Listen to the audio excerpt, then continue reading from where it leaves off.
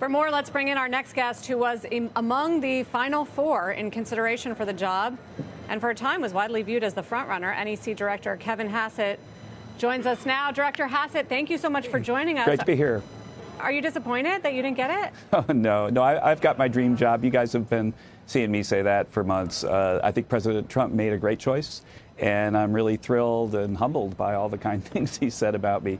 You know, the bottom line is that the economic team in this White House with Scott Bessent and Howard Lutnick and myself, I think we've been hitting on all cylinders, and it's a really bad time to change teams. You don't change quarterbacks when you're way ahead, and I really have high regard for Kevin, and we're going to put every effort that we have into getting him confirmed as soon as possible so that we can get the Fed moving in the right direction. You don't wish you did a little worse in all those, television appearances? I mean, the president basically said that he's keeping you where you were so that you can communicate because you had outdone yourself on the communication around the administration's economic policy. I think we're a very close White House, and we're really thrilled that we're staying where we are.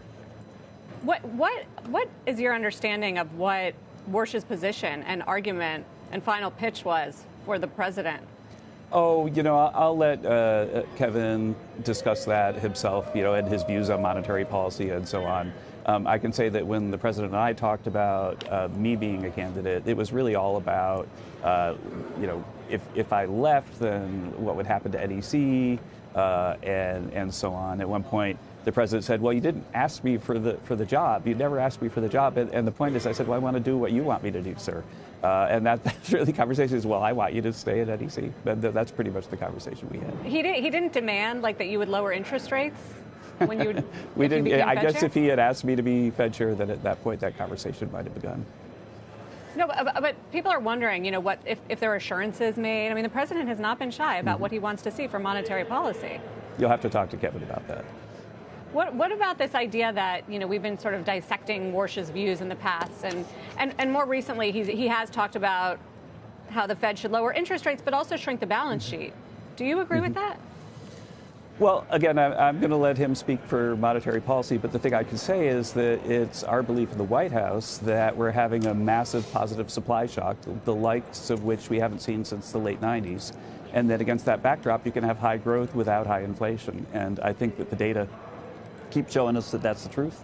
And I think that takes a lot of pressure off the Fed. In fact, I could sort of say that our job as we look forward to the State of the Union and possible tax legislation this year, our job is to make the Fed's job easy, to lower the deficit, lower the trade deficit, be fiscally responsible, but also keep the supply side forces moving.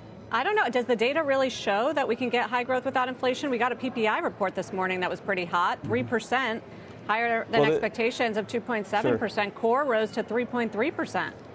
Right. The PPI number is a little bit different right now than what we're seeing from the CPI. The CPI over the last 3 months, the annual rate was lower than 2.